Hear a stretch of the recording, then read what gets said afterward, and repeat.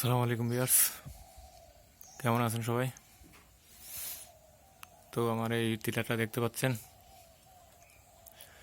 গাছ তুললে প্রচুর টাকাটাকি করে। আর এই হচ্ছে তলবুগু নটটা,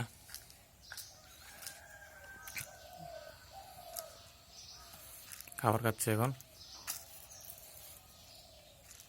অর্ধেক খায় অর্ধেক ফেলে, এই অবস্থা আর কি।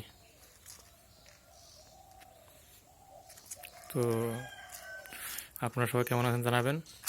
আর আমি খাবার হিসেবে যা দিচ্ছি দেখেন আপনারা, মিলেট আর হচ্ছে ধান।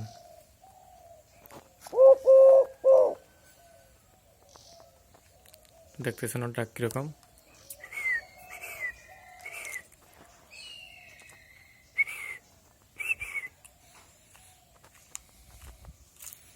মাশাল্লাহ। তো সবাই দোয়া করবেন আমার পাখিগুলোর জন্য। আর ওর জন্য মাদি নিয়ে আসবো, এখন না আরও পরে। এর জন্য মাদি নিয়ে আসবো একটা, এই ভাত কাছা থেকে বের করে ফেলতে হবে। তো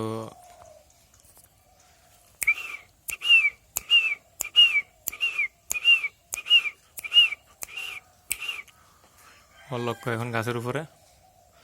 এখান থেকে প্রচুর কুকুর টাকাটাকি করতেছে, ওই জন্য একটু রোদে দিলাম অনেকদিন পর।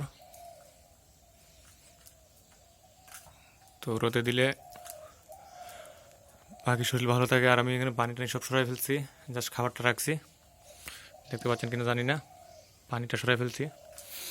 পানি সরানোর কারণ আছে, আমি ওই রসুনের পানি খাওয়াই। কারণ রসুনের পানি খাওয়াইলে আপনার পাখি হওয়ার শরীরে হিট থাকে, গরম থাকে। আরেকটা বিষয় হচ্ছে গিয়ে,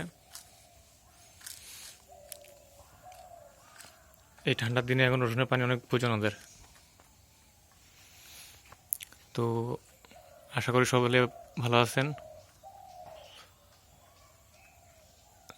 তো আমার পাখির জন্য দোয়া করবেন। দেখেন ভাত কাছাটা কতটুকু লম্বা।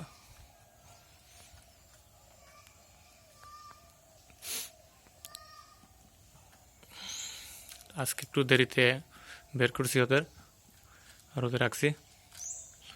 এতে খাবার খাওয়া ব্যস্ত। এ খাবার না খাইও আপনার টাকাটাকি করে প্রচুর। খাবার একদিন দিলে 3 দিন দেওয়া লাগে না, এরকম অবস্থা। তো এখান থেকে ভাবতেছি খাবার কমায় কমায় দিব। একটা ডাক্তার আসে,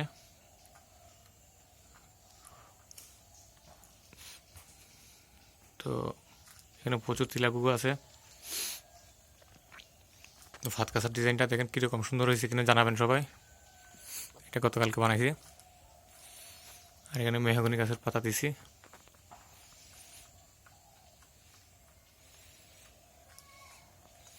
তো সকলে ভালো থাকবেন, সুস্থ থাকবেন। আল্লাহ হাফেজ।